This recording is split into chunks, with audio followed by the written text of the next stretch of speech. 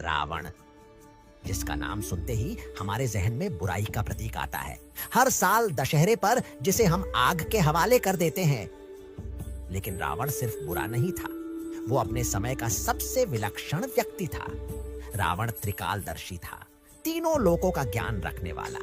वो एक अद्वितीय विद्वान था, जिसने वेद और उपनिषदों की गहराई को समझा। उसने शिव तांडव स्तोत्र जैसी रचना की, जो आज भी हमारे मंदिरों में गूंजती है। वो एक अपराजेय योद्धा था, जिसने स्वर्ग और पाताल तक को चुनौती दी। देवताओं तक ने उसकी वीरता को स्वीकार किया, और राजा के रूप में उसकी लंका सोने की थी। एक ऐसा साम्राज्य जहां समृद्धि थी, वैभव था और लोग सुखी थे।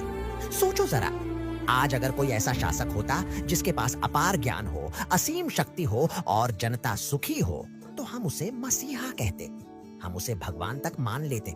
लेकिन फिर भी इतना महान रावण हर साल जलाया क्यों जाता है? इतना विद्वान, इतना पराक्रमी, इतना समृद्ध राजा, उसकी पहचान सिर्फ उसके पतन से क्यों होती है? डीप फूजी मानता है क्योंकि उसके पास सब कुछ था सिवाय संयम के। उसके पास ज्ञान था लेकिन विनम्रता नहीं। उसके पास शक्ति थी लेकिन मर्यादा नहीं। और जब इंसान अपनी ताकत को घमंड में बदल देता है तो वही ताकत उसका विनाश कर देती है। रावण का पतन भी उसके अहंकार से शुरू हुआ।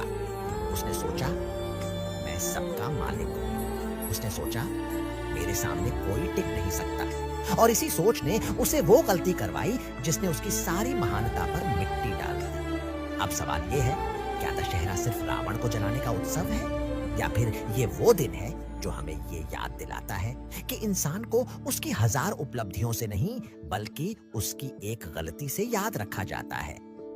राम को आज भी भगवान कहा जाता है क्योंकि उन्होंने आखिरी सांस तक मर्यादा निभाई। और रावण आज भी राक्षस कहलाता है क्योंकि उसने एक मर्यादा तोड़ी।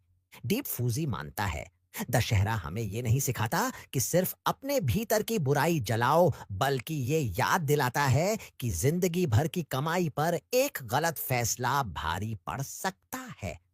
आप सभी को विजयदशमी की हार्दिक शुभकामनाएं।